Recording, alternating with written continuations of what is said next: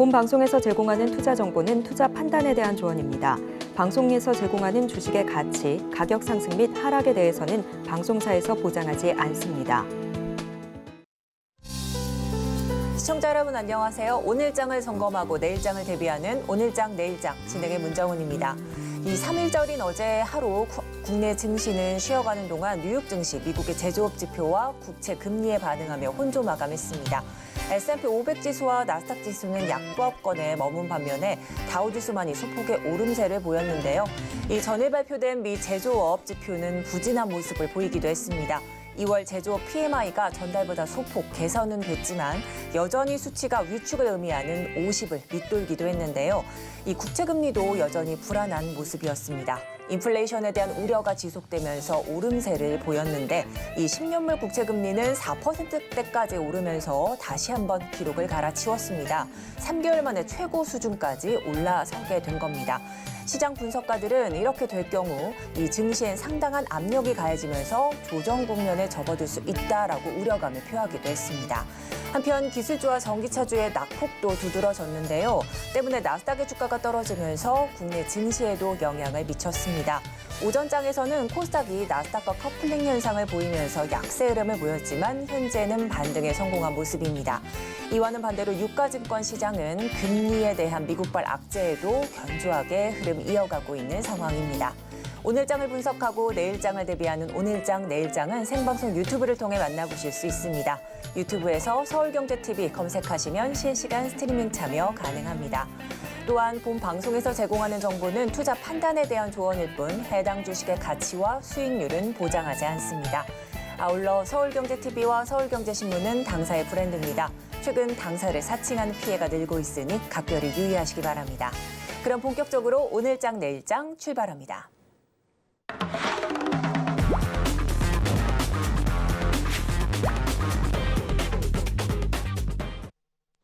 네, 이 시각 보도본부 시간입니다. 오늘은 민세원 기자와 함께합니다. 어서 오시죠. 네, 안녕하세요. 네, 그럼 오늘은 어떤 헤드라인을 준비하셨는지 화면으로 만나보겠습니다.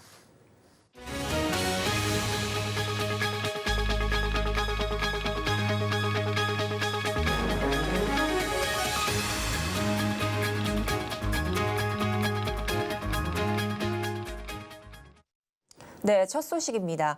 이 지난해 하반기부터 시작된 소상공인과 이 전통시장 체감 경기가 악화가 되고 있는데 지난달까지도 이어졌다고요? 네, 맞습니다. 지난달 소상공인과 전통시장의 체감 경기가 이제 모두 악화된 것으로 나타났습니다.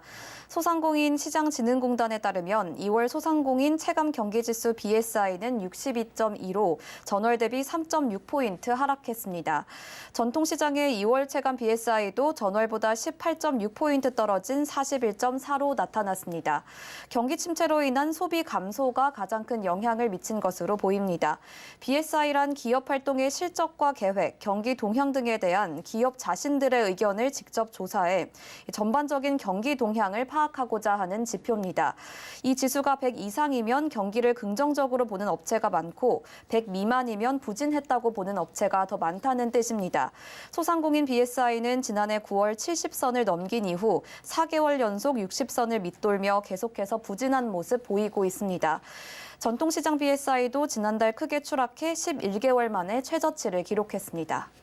네, 들어보니까 이 체감 경기 상당히 어두운 상황이네요. 그렇다면 구체적으로 업종별 이 상황은 좀 어떨까요? 네, 소상공인 업종 중에서도 소매업이 가장 큰 하락폭을 보였습니다.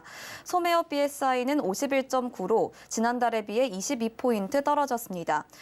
음식점업도 49.2로 9.1포인트 하락했습니다. 부동산 규제 완화로 부동산업은 지난달보다 17.5포인트 상승한 70.5로 집계됐지만 여전히 100포인트 선을 넘지 못했습니다. 전통시장에서는 축산물 BSI가 전월 대비 59.7포인트 폭락하며 30.3을 기록했습니다. 수산물, 농산물도 모두 30포인트 넘는 하락폭 보이며 얼어붙은 경기 체감 상황을 보여줬습니다. 다만 긍정적인 것은 소상공인과 전통시장의 3월 경기 전망은 크게 개선됐다는 점입니다. 소상공인의 3월 전망 BSI는 전월 대비 21.4포인트 오른 93.9, 전통시장도 29.9포인트 오른 89.2로 나타났습니다. 경기 전망 개선 이유로는 날씨, 신학기 등 계절적 요인이 영향을 미친 것으로 보입니다. 네, 이제 업종 중에서 소매업이 가장 큰 하락세를 보였지만 이 최근 신학기 등 계절적인 요인으로 좀 개선되고 있다는 점이 좀 긍정적으로 들리고 있습니다. 자, 다음 소식입니다. 평균 연봉이 1억 원대에 달하고 사업이 안정적이어서 이른바 시내 직장으로 불리는 이 현대차 정규 생산지 채용이 시작됐다고요? 네, 맞습니다. 오늘부터 시작된 현대자동차 신규 생산직 상반기 공채가 벌써부터 폭발적인 관심을 끌고 있습니다. 이번 채용은 2013년 이후 10년 만에 생산직 채용인데요. 오늘 오전 9시 5분 기준 현대차 채용 포털 사이트에 10,000명이 넘는 대기자가 몰려 접속 지연 현상이 발생하기도 했습니다. 총 지원자 수는 10만 명을 웃돌 것이라는 관측도 나오고 있습니다. 현대차 생산직 평균 연봉은 지난해 기준 9,600만 원이고 통상 만 60세 정년이 보장된다는 점이 많은 지원자들의 관심을 끈 것으로 보입니다. 이에 다양한 학력의 구직자는 물론 기존 직장인까지 이번 채용에 주목하고 있습니다. 각종 온라인 커뮤니티에서는 합격 정보가 활발히 공유되고 있고 수험서들도 인기리에 팔리고 있습니다.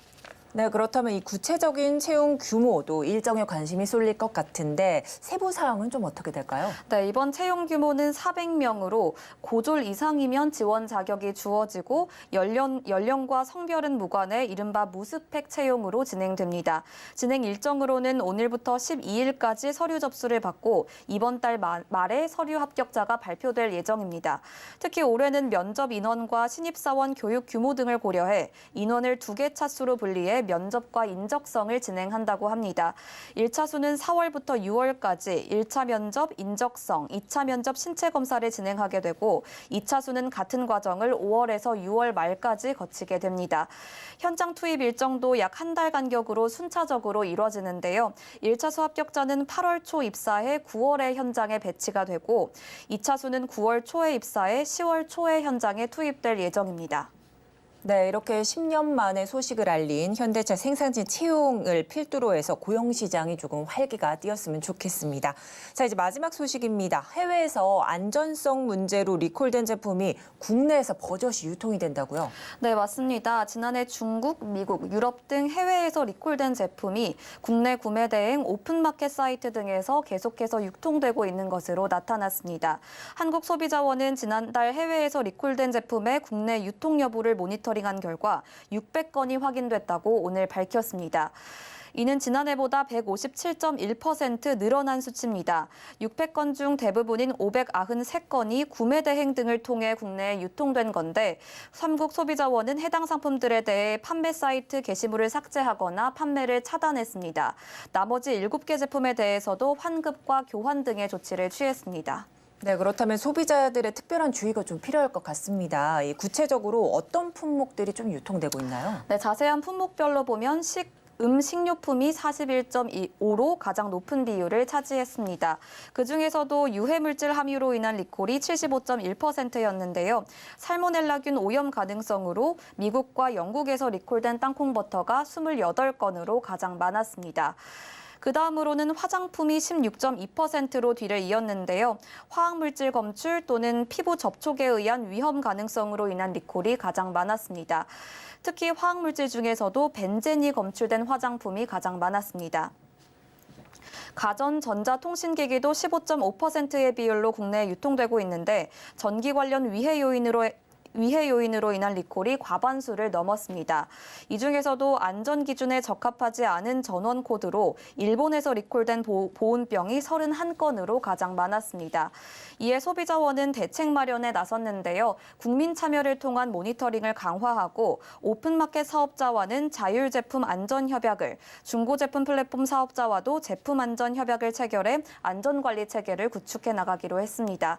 또 소비자에게도 소비자 위해 감시 시스템과 소비자 24 사이트를 통해 리콜 제품 정보를 꼼꼼히 확인할 것을 당부했습니다. 네, 지금까지 민세영 기자와 함께 여러 이슈들 점검해 봤습니다. 오늘 도움 말씀 감사드립니다. 네, 그럼 이 시각 증시 브리핑해드리고 특징주 살펴보는 이 시각 시황 브리핑 시간입니다. 김혜원 캐스터 준비하고 있습니다. 안녕하십니까. 캐스터 김혜연입니다. 전일 미증시는 미 10년물 국채금리가 3개월 만에 최고치를 기록하게 되면서 이 긴축에 대한 공포감은 극에 달하고 있는 모습이 나타났죠. 3대 지수도 혼조세를 보이게 됐는데요. 다만 오늘 우리 양대 시장은 상승 출발을 보였습니다. 오전장 한때 장중 변동성은 나타났지만 이 긴축 공포감보다는 오늘장에서는 중국의 양회를 앞두고 기대감이 커진 모습입니다. 그럼 자세한 이 시각 지수 상황부터 살펴보도록 하겠습니다. 코스피 지수가 오전장 한때 출렁이는 모습은 나타났지만 오후장에서는 다시금 고점을 확대해주고 있는 모습입니다. 현재 0.97% 오른 2,436포인트 나타내주고 있고요. 오늘 코스피 시장에서는 시가총액 상위 종목단에서 2차 전지 그리고 자동차 관련주들 중심으로 한 강세가 보여지고 있습니다. 네, 이어서 코스닥 지수도 확인해 보시죠. 네, 코스닥 지수 오전장 한때 파란불을 보이기도 했지만 다시금 상승 반전에 성공한 모습입니다. 현재는 0.4% 오른 794포인트 보여지고 있고요. 코스닥 시장에서는 AI 챗봇이나 게임주들은 약세 흐름 보여지고 있지만 2차 전지를 중심으로 한 빨간불은 또 나타나고 있습니다. 네, 이어서 수급도 확인해 보시죠. 네, 오늘 코스피 시장에서는 기관과 외국인의 순매수세가 들어오고 있습니다. 외국인들이 4거래일 만에 매수 우위를 보여주고 있고요. 기관은 오늘 장중에 변동성이 있었지만 지금 현재 이 시간은 또 매수 우위를 보여주고 있습니다. 기관이 513억 원, 외국인은 3,589억 원의 매수세가 보여지고 있습니다. 네, 이어서 코스닥의 수급도 확인해 보시죠. 반면 이 코스닥 시장에서는 기관과 외국인의 양 매도세가 보여지고 있습니다. 기관은 7거래일 연속 매도세를 이어나가고 있는 모습이고요. 외국인은 3거래일 만에 매도 전환하게 되면서 현재는 양 매도세가 유입되고 있습니다. 네, 이어서 오늘장 상승하는 업종 테마도 살펴보겠습니다. 오늘 폐배터리 관련주들 일제히 상승불을 보여주고 있습니다. 산업통상자원부는 지난 27일 국내 기업들의 반도체, 배터리 핵심 광물 확보를 지원하는 내용을 담은 핵심 광물 확보 전략을 발표했습니다. 더불어 폐배터리 재활용 등의 기술을 신선장, 원천 기술을 포함시키고 세액 공제율을 상향 조정하는 법안도 검토 중인 것으로 알려졌는데요. 이렇게 관련주들은 정부의 지원 정책에 대한 기대감도 큰 모습이고요. 오늘은 특히나 이 유럽판 인플레이션 감축법이라고 불리는 유럽 핵심 원자재법 발표를 앞두고 배터리를 활용한 사업을 영위하고 있거나 관련 기술을 보유하고 있는 기업들의 상승세가 강하게 나타나고 있습니다. 성일하이텍이 현재 28% 넘는 급등을 보여주고 있고요. 코스모화학도 18%대, 세비캠도 현재 22%가 넘는 빨간불을 보이고 있습니다. 네, 이어서 하락한 업종 테마도 살펴보겠습니다. 네, 오늘 AI 챗봇 관련주들 조정을 보이고 있습니다. 최근 시장에서는 AI 관련주들의 상승세가 정말 강하게 나타났었죠. 지수 하락에도 불구하고 연이은 상승 흐름을 나타냈었는데요. 앞서 문체부가 한국형 챗 GPT를 만들겠다라고 나서게 되면서 관련주들 힘을 받았고요. 또 엔비디아의 급등도 주가 상승을 부추기는 모습이었습니다. 그로 인해서 올 1, 2월간 이 2달여간 시간 동안 상승률이 가장 높게 나타난 종목 1, 2, 3위가 다 AI 관련주로 채워졌는데요. 코난테크놀로지는 415%, 셀바스 AI는 353%, 셀바스 헬스케어는 315%의 급등을 보였습니다. 이렇게 단기간 동안 관련주들이 너무나도 큰 폭의 상승세를 보이게 되면서 오늘은 차익 실현 매물들이 나오고 있는 모습입니다. 셀바스 AI가 현재 2%대 하락세 보여지고 있고요. 솔트룩스는 7%대, 마인즈랩은 현재 5% 넘는 낙폭을 보이고 있습니다. 네, 이어서 증시 탑10 확인해 보겠습니다. 최근 미국 정부가 공개한 반도체 지원법을 두고 고민이 깊어지고 있죠. 이 보조금을 받기 위해서 내부 정보를 공개해야 된다라는 부담감이 큰 상황이고요. 삼성전자 오늘 소폭의 상승세를 기록하고 있는 모습입니다.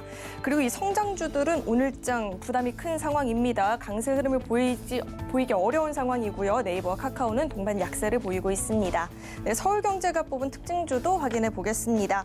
리코는 차세대 전고체 배터리 핵심 소재로 주목받고 있는 고체 전해질 상용화에 박차를 강화하고 있죠. 삼성 SDI의 전고체 배터리 생산 라인 준공이 임박하게 되면서 오늘장 큰 폭의 상승을 보이고 있습니다. 덴티움은 중국 내에서 임플란트 수요 증가에 대한 기대감 커지고 있죠. 오늘장 오름세 보여지고 있고요. 큐렉소도 강세 보여지고 있습니다. 대통령실에서 자동형 인공관절 수술 로봇을 시행했다라는 소식에 영향을 받고 있는 것으로 풀이됩니다. 네, 그럼 먼저 현대차부터 살펴보도록 하겠습니다. 현대차와 기아가 미국 자동차 시장에서 지난 2월에도 역대 최다 판매 실적을 달성했다라고 합니다. 현대차는 이로써 4개월째 월간 판매 신기록을 이어나가게 됐고요. 이 같은 소식에 오늘 영향을 받으면서 1%가 넘는 강세 흐름을 보이고 있습니다. 이어서 살펴볼 종목으로는 이수화학이 있습니다. 이수화학은 국내에서 유일하게 전고체 배터리용 항화 리튬을 공급할 수 있는 기업이라고 하죠. 액체 전해질 배터리와는 다르게 화재 위험이 적기 때문에 차세대 전기차 배터리 시장을 주도할 꿈의 배터리로 불리기도 하는데요. 오늘 이 같은 점이 부각이 되면서 강세 흐름 보여지고 있습니다. 네, 마지막으로 일성신약 살펴보도록 하겠습니다. 삼성물산과의 주식 매수가의 결정 청구 소송에서 승소를 하게 되면서 파격적인 주주 환원책을 내놓게 되었죠. 오늘 이 같은 소식에 영향을 받으면서 현재까지도 상한가가 풀리지 않고 있는 모습입니다. 네, 지금까지 증시탑10 확인해봤습니다.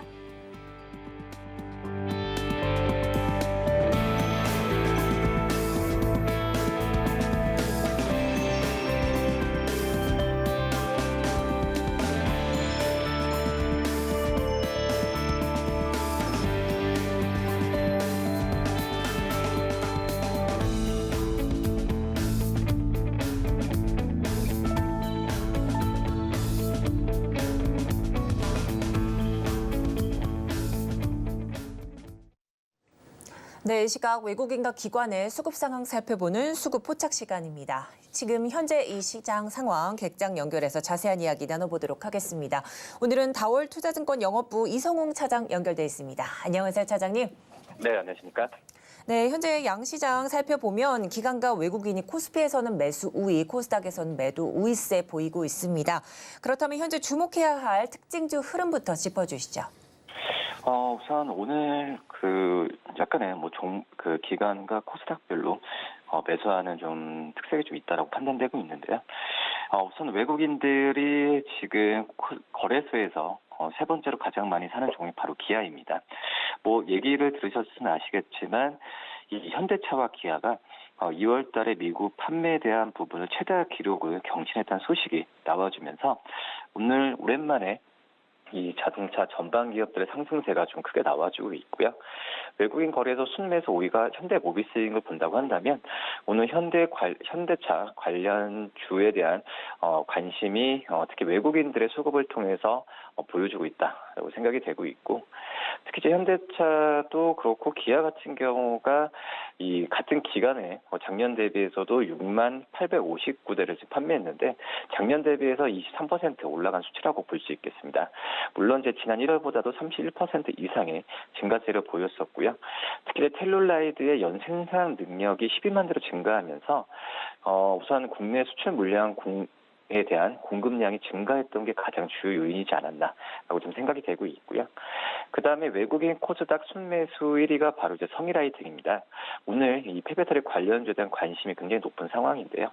특히 이제 성일하이텍 같은 경우에는 폐배터리 관련 주 중에서도 가장 큰 어떤 좀 핵심인 그런 기업이지 않나 생각이 되고 있고, 그리고 지난주 화요일, 이번 주 화요일이었죠. 이 영업이익, 작년 영업이익이 재작년 대비해서 이 185%까지 증가했다는 부분을 공시하면서 오늘 주가도 그렇고 외국인들이 코스닥에서 강하게 매수를 좀 하고 있다라고 말씀드릴 수 있겠고요. 그리고 지금 현재 전체를 본다고 한다면 이 외국인들은 약간 삼성 관련주, 현대, 그리고 이 기관 같은 경우에는 이 리오프닝 관련주들을 매수하는 부분이 좀 특징적이지 않나 이렇게 좀 판단되고 있습니다. 네, 현재 주목할 만한 특징주로 기아와 성일하이텍 꼼꼼하게 짚어주셨습니다. 자, 그렇다면 차장님께서 현재 포착하고 계시는 특징주는 어떤 게 있을까요? 네, 바로 이제 기관이 네 번째로 거래에서도 많이 사는 종목이죠. 현대투자인프라코어를 좀 말씀드리도록 하겠는데요. 우선 작년 3분기 실적 발표 후에 주가가 좀 급등했지만 우선 제가 본다고 하더라도 현대투자인프라코어에 대한 밸류에이션이나 여러 가지 면에서 봤을 때는 낮은 수준이다라고 좀 생각이 되고 있고요. 최근에 본다고 하더라도 이 현대투자인프라코어의 4분기, 오히려 지금 4분기 실적을 발표했을 때는 주가가 큰 폭의 어떤 움직임이 나오지 않았다라고 좀 생각이 되고 있고, 약간의 4분기 실적이 이 좋았었죠. 올해 3분기보다는 이 증가폭은 굉장히 좀 좋았었는데 이 증가폭이 약간 주가에 먼저 선반영됐던 감은 있다라고 좀 생각이 되고 있고 약간의 몇 달 정도 주가가 좀 그 횡보하는 과정에서 오히려 현대투자인프라코의 이 어떤 숨고르기 좀 시간이지 않았나라고 좀 생각이 되고 있습니다.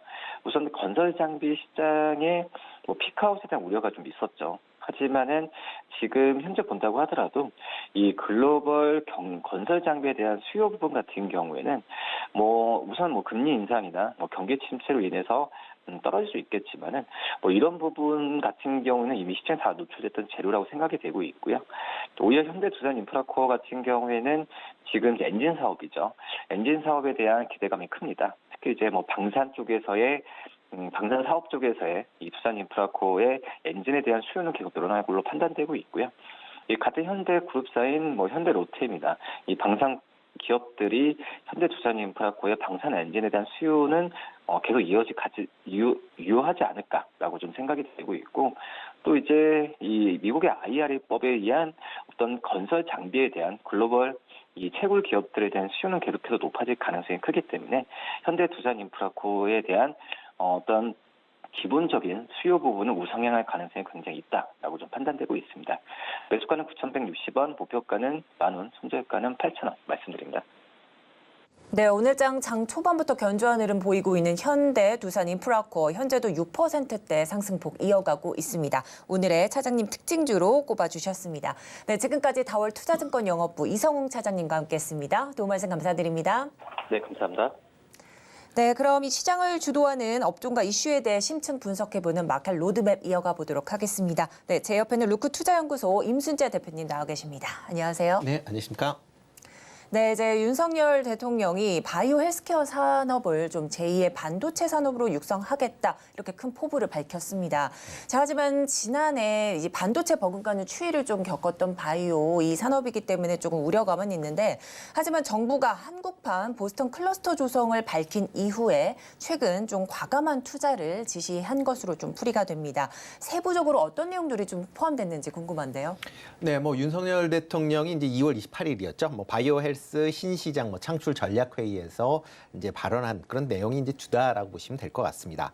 뭐 바이오 헬스 산업을 제2의 반도체 산업으로 육성한다. 그러니까 그만큼 국내의 바이오 헬스케어에 관련된 부분을 뭐 확충을 하겠다라는 그런 얘기를 하고 있습니다.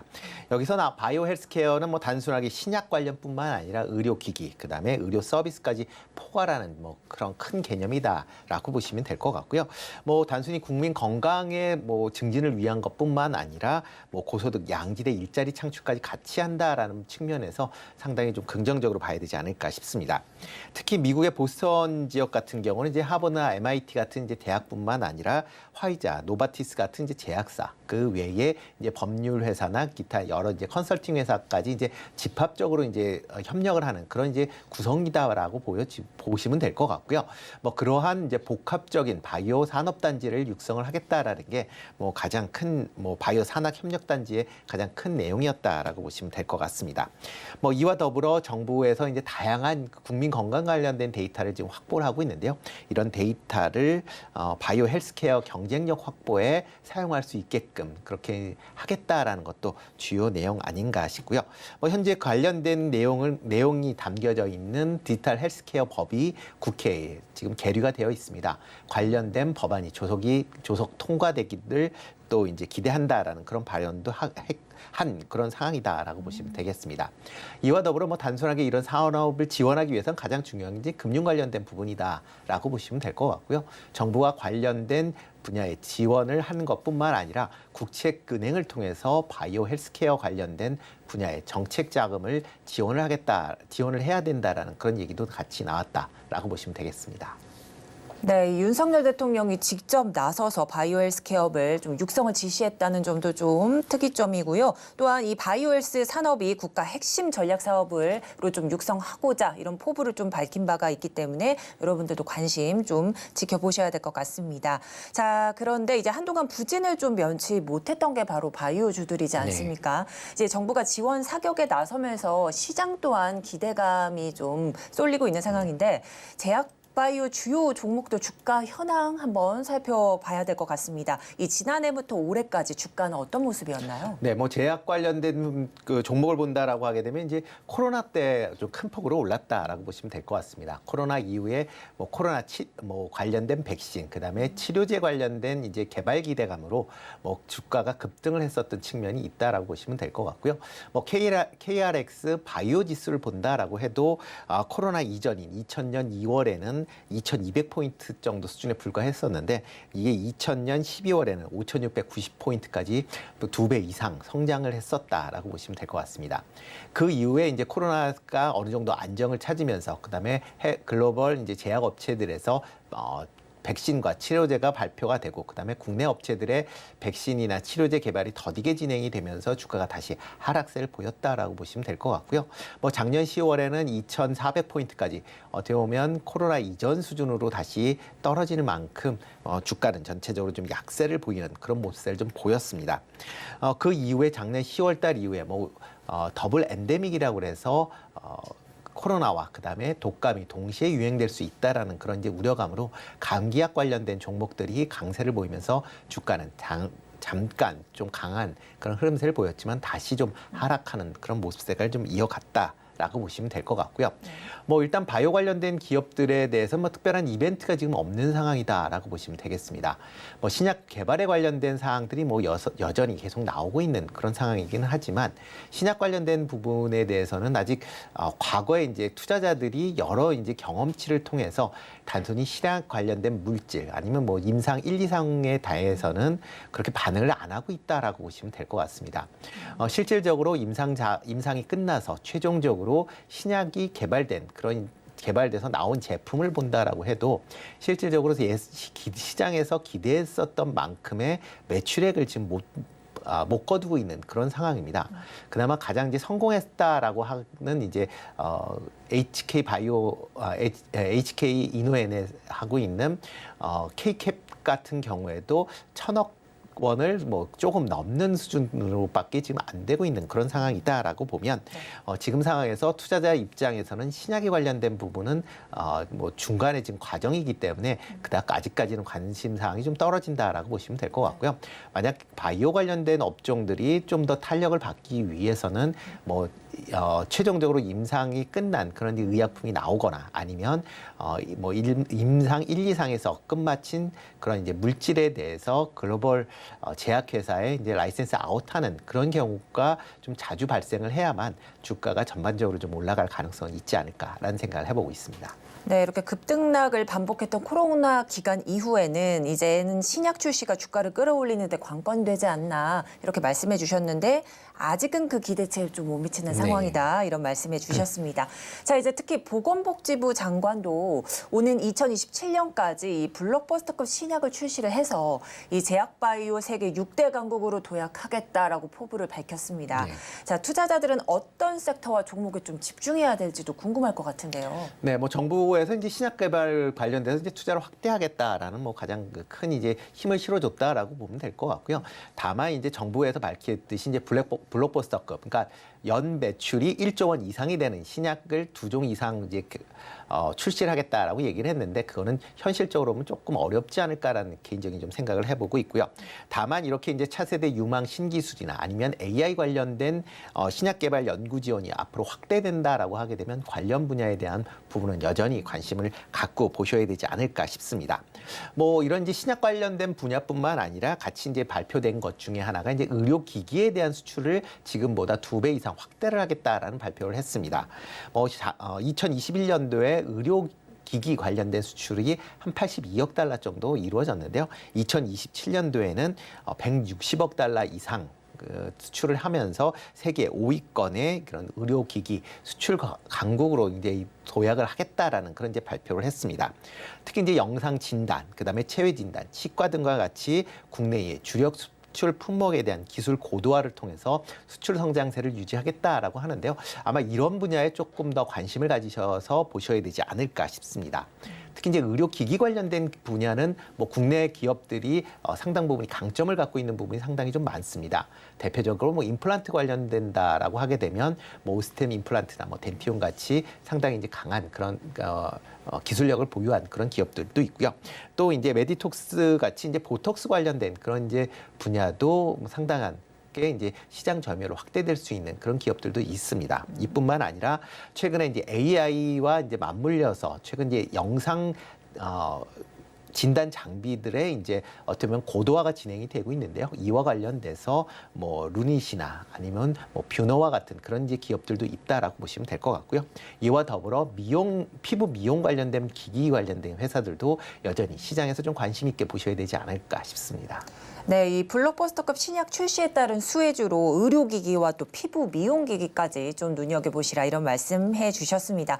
자, 또 윤 대통령은 세계 최고 수준의 대한민국 의료기술과 또 IT 이 기술을 접목을 한다면 디지털 헬스케어 이 분야에서도 선두 자리를 우리나라가 조금 점할 수 있지 않을까 이런 기대감을 좀 밝혔는데 이 글로벌 디지털 헬스케어 시장 제가 듣기로는 이 연간 700조 규모라고 하던데요. 네. 그렇다면 이 조금 계류돼 있는 디지털 헬스케어법이 처리가 된다면 수혜를 받게 될 종목은 어떤 게 있을까요?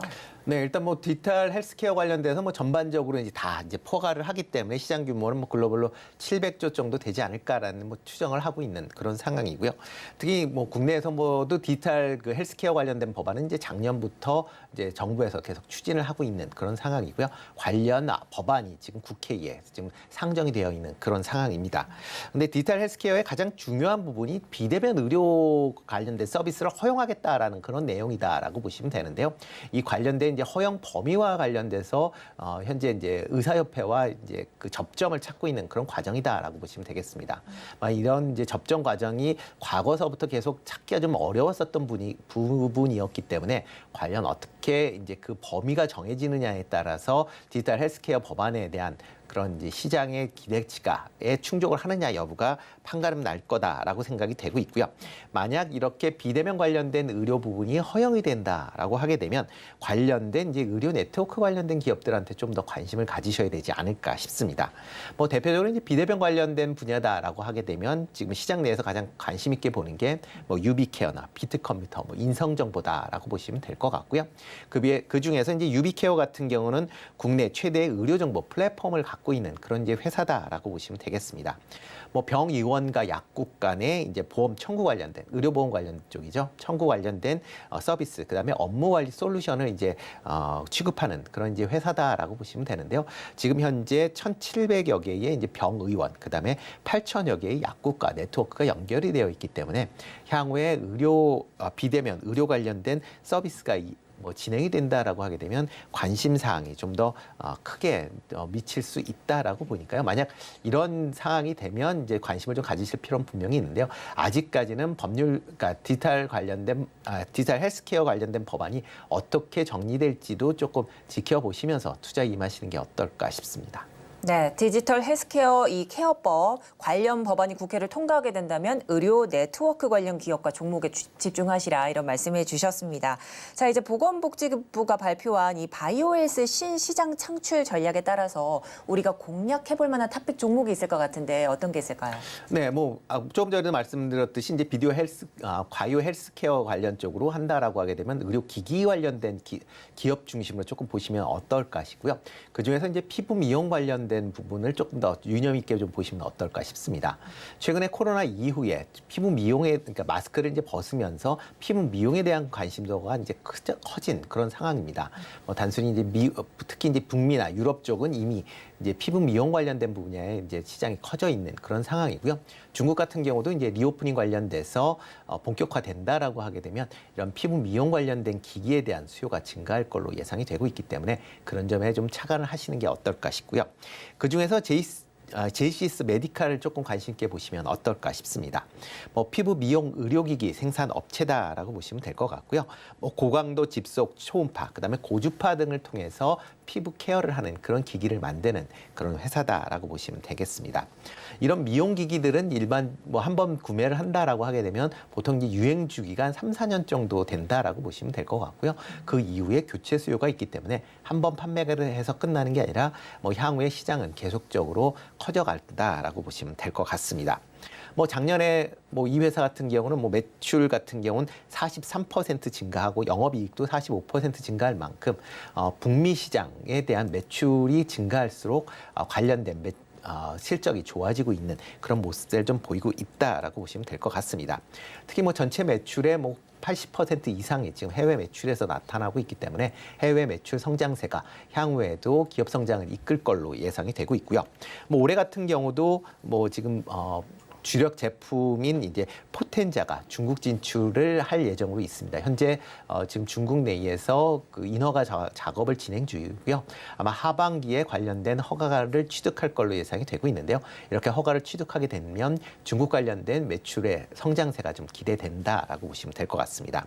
이와 더불어 북미 시장에서도 지금 이제 직접적으로 판매한다라기보다는 뭐 북미 미용 의료기기 매출 1위 업체인 미국의 사이노슈어와 지금 그러니까 협력을 통해서 지금 포텐자라는 그런 이제 제품을 판매를 하고 있습니다. 현재 최소 발주 물량을 연간 550대를 하고 있는데요. 뭐 판매가 호조되면 추가적으로 공급이 이루어진다라는 관점에서 본다라고 하게 되면 북미, 특히 북미나 유럽 매출이 증가할수록 그거에 대한 수혜도 있을 것으로 예상이 되니까요. 그런 점을 좀 감안하시면 어떨까 싶고요.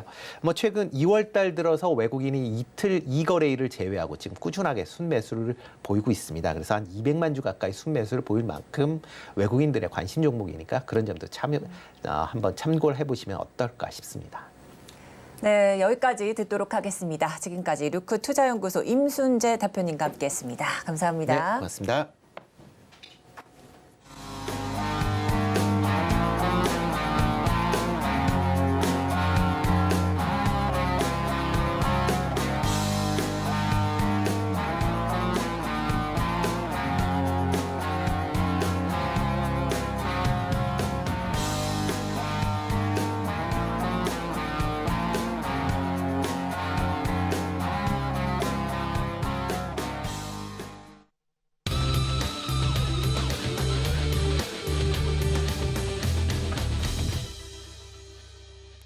네, 마켓 리더들과 함께 시장의 이슈 핵심 짚어보는 이슈 칼럼 시간입니다. 자, 중국은 이번 주 토요일부터 양회가 개막을 합니다. 이 양회에 앞서 개막한 이중전회에서 지도부 인사와 정부 조직을 개편했는데요. 이 관련 소식과 향후 중국 경제에 어떤 영향을 미치는지 분석해보는 시간 가져보도록 하겠습니다. 자, 미중 산업경제연구소 조용찬 소장님 연결돼 있습니다. 소장님 안녕하세요. 예, 안녕하십니까. 네, 이제 전인대, 즉 전국 인민대표 대회 개막에 앞서서 지난 일요일부터 화요일까지 이중 전회가 좀 열렸습니다. 자, 근데 이중 전회 좀 생소하실 수도 있는데 세계 언론이 주목하고 있는 이 원인은 어디에 있을까요? 네, 되게 그 전인대 뒤에 이중 전회가 열렸는데 이번에는 전인대 앞서서 이중전회를 열 정도로 상당히 세간의 관심을 받았는데요. 이 자리에서 뭐 지도자들의 그 추천 명부가 전인대로 추인하게 되게 됐고요. 또 국가기관의 개혁안도 심의를 했다고 합니다. 가장 중요한 것은 시진핑의 그 정적인 상하이방이 그동안 10년간 차지했던 중앙정법위라고 하는 부서가 있는데요. 뭐 경찰이나 법원, 검찰, 뭐 감옥 같은 쪽에 법 집행하는 모든 기관을 총괄합니다. 여기에 칼자루를 시진핑 측근들로 이제 빼앗게 됐고요. 이를 통해서 시진핑 직속의 중앙내무위원회로 통합시키게 됐습니다. 이제 중국에서는 반대 세력이라든지 시위가 벌어지면은 사회 안정을 명분을 들어서 뭐 국내 치안뿐만 아니라 이민, 대테러, 그리고 교통, 기업을 포함한 모든 사회 조직, 그리고 해외 정보 활동까지 관장하게 됐기 때문에 무소불위의 권력을 휘둘르게 됐고요. 또 한 가지는 이번에 시진핑의 그 복심이라고 불리는 리창 전 상하이당 당 서기가 서열 2인 총리로 등극이 거의 확실시되고 있습니다. 이에 더해 경제나 금융을 담당하는 국무원 부총리는 당세 상이된 것으로 알려지고 있는데요. 취재진이 모든 당정군을 장악했기 때문에 덩샤오핑이 바위에 새겼던 집단 지도 체제가 사실상 폐기가 됐습니다. 이제 앞으로 시진핑 1인 영구 집권 체제가 완성이 된 것으로 보여집니다. 양회에 앞서서 이번 이중 전회에서 시진핑의 이 1인 집권 체제가 좀 완성이 됐습니다. 이에 따라서 이 향후 중국 경제에는 어떤 영향을 줄지도 궁금한데요. 네, 중국에서는 이번 양해 양해 기간에 세계 안정이죠. 물가나 고용, 성장 안정을 주안점을 두기로 했는데요. 중국에서는 이런 안정이란 단어가 나오면은 즉각 통제 강화로 읽기 때문에 앞으로 중국의 모든 공무원들 연쇄 이동 속에서 이 사람들 같은 경우에는 상하당이나 공천당이 장악했던 지방 정부, 국유 기업에 대한 연쇄 대규모 인사 이동이 있습니다. 이제 시자진을 중심으로 한 시진핑의 측근들로 모든 세력이 채워지게 됐는데요. 이 때문에 2분기까지는 경영 활동의 불확실성으로 인해서 중국에선 투자 활동이 위축이 될 수밖에 없습니다. 하지만 하반기부터는 이런 새로운 임명을 받았던 사람들이 이제 고속 승진을 하고 5년 뒤에 승진을 위해서 대규모 투자에 나서기 때문에 이번 시진핑이 새로운 성장 엔진으로 내세웠던 친환경 그리고 고령자 서비스 산업이라든지 데이터 경제 쪽에는 집중 투자가 일어날 수가 있게 되고요. 이렇게 됐을 경우에 올해는 이런 투자로 인해서 성장률이 높아지겠지만 내년부터는 역효과로 인해서 회색 코뿔소라든지 블랙스완이 발생할 수 있다는 점, 이 과정에서 백지 시위가 다시 격렬해질 수가 있기 때문에 중국 사회나 경제는 앞으로는 시간이 갈수록 더 불확실성이 더 확대될 가능성이 있지 않나 이렇게 보여집니다. 네, 이번 이중 전회 이후에 대규모 인사 이동이 있을 것으로 좀 풀이된다 말씀해 주시면서 이렇게 된다면 인프라 육성 등에 경쟁적으로 좀 투자를 좀 확대해 나가겠다 이렇게 짚어주셨습니다. 자, 그런데 올해는요, 이 위드 코로나 첫 해이기도 합니다. 그런 만큼 이 전인대에서 발표될 올해 실질 GDP 성장률 이 목표와 또 경제 정책 방향이 좀 어떻게 향후에 좀 이어질지도 궁금하게 되나요? 어떻게 달라질까요? 네, 전인대 이전에 중국에서 31개 성시에서 미리 전인대가 열렸는데요. 여기에서는 동부 연안 지역 같은 경우에는 5%대 성장을 목표로 했고요. 중서부 내륙 지역은 6%가 성장이 제시가 됐기 때문에 올해는 조금 전에도 말씀드렸듯이 안정성장, 고용 안정, 물가 안정을 중심으로 한 경제 운영을 펼칠 것으로 보여지고요. 또 성장률 목표도 지난해와 같은 5.5% 내로 제시될 가능성이 상당히 높지 않나 보여집니다.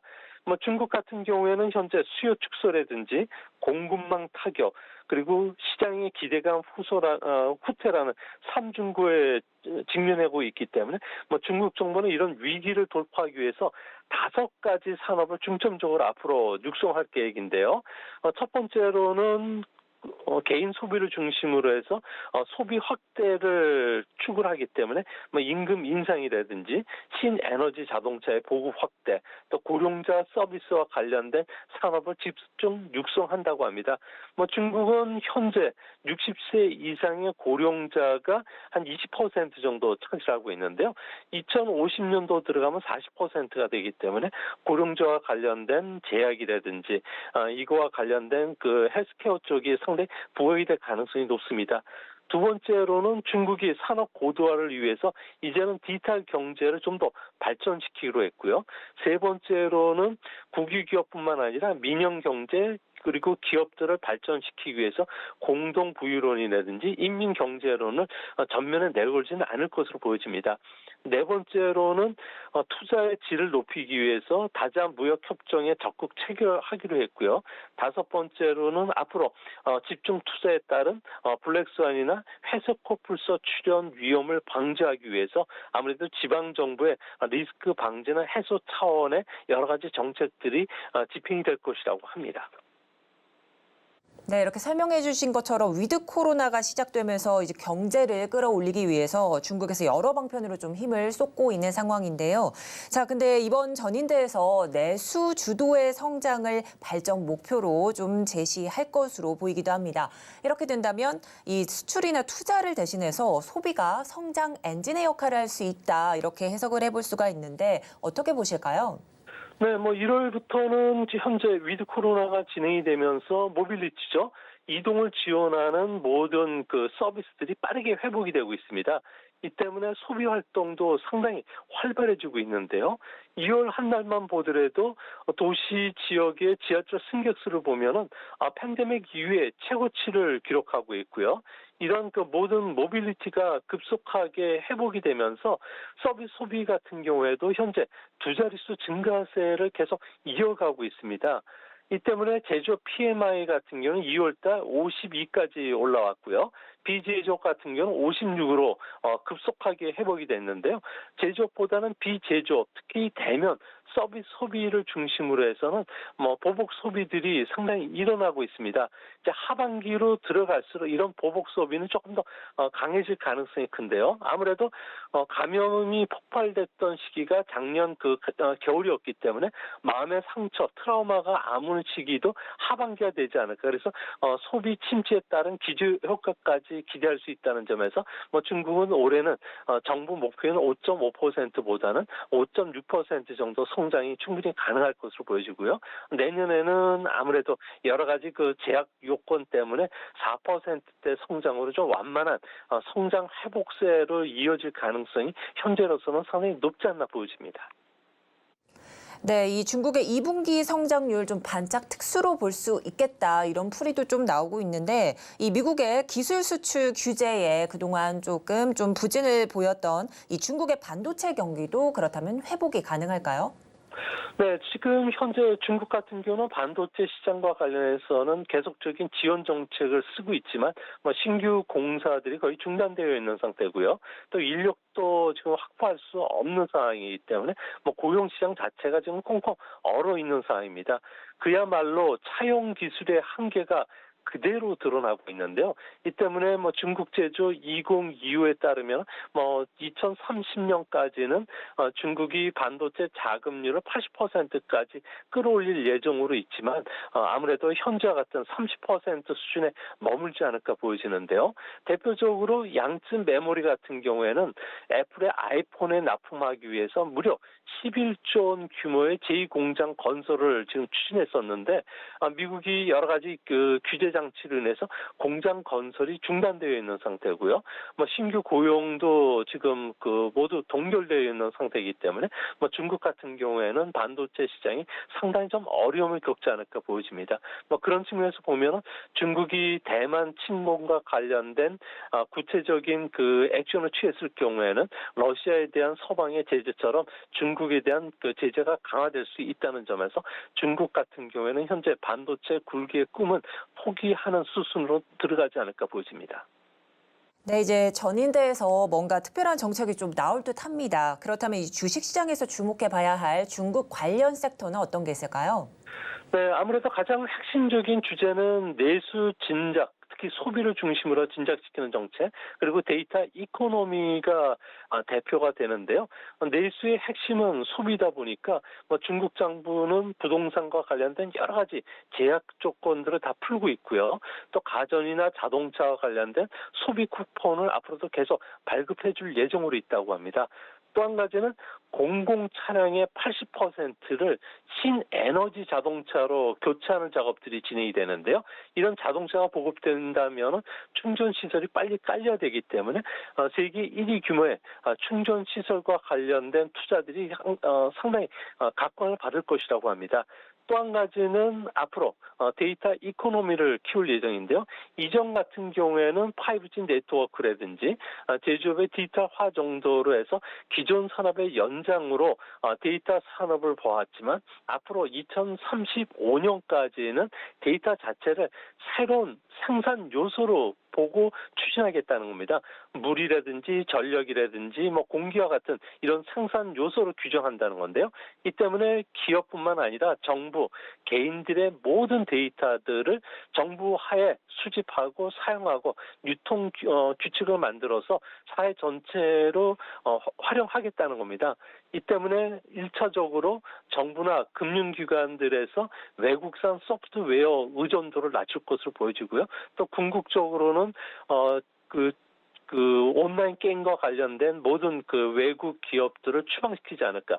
그리고 최종적으로는 에너지나 교통과 같은 주요 사회 인프라 산업을 확대시킬 예정으로 있기 때문에 우리나라 전기 자동차 같은 경우에 중국 진출이 더 어렵지 않을까 보여집니다. 뭐 그런 측면에서 보면 앞으로 데이터 기반의 서비스 소비라든지 온라인 소비, 에코 소비가 중국에서는 부각이 되겠지만 외국 기업들에게는 그야말로 그냥 그 보기 좋은 떡이 될 가능성이 크지 않나 이렇게 보여집니다. 네, 오늘 도움 말씀 여기까지 듣도록 하겠습니다. 지금까지 미중산업경제연구소 조용찬 소장과 함께했습니다. 감사드립니다. 예, 감사합니다. 네, 오늘장 내일장도 마칠 시간이 됐습니다. 본 방송에서 제공하는 정보는 투자 판단에 대한 조언일 뿐 해당 주식의 가치와 수익률은 보장하지 않습니다. 아울러 서울경제TV와 서울경제신문은 당사의 브랜드입니다. 최근 당사를 사칭하는 피해가 늘고 있으니 각별히 유의하시기 바랍니다. 오늘 준비한 소식은 여기까지입니다. 저는 잠시 뒤 마감 임박 60분의 승부로 돌아오겠습니다. 함께해 주신 여러분 고맙습니다.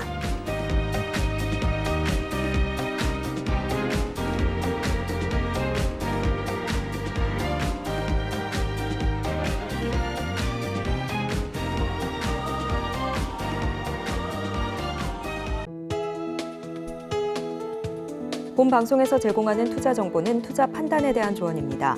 방송에서 제공하는 주식의 가치, 가격 상승 및 하락에 대해서는 방송사에서 보장하지 않습니다.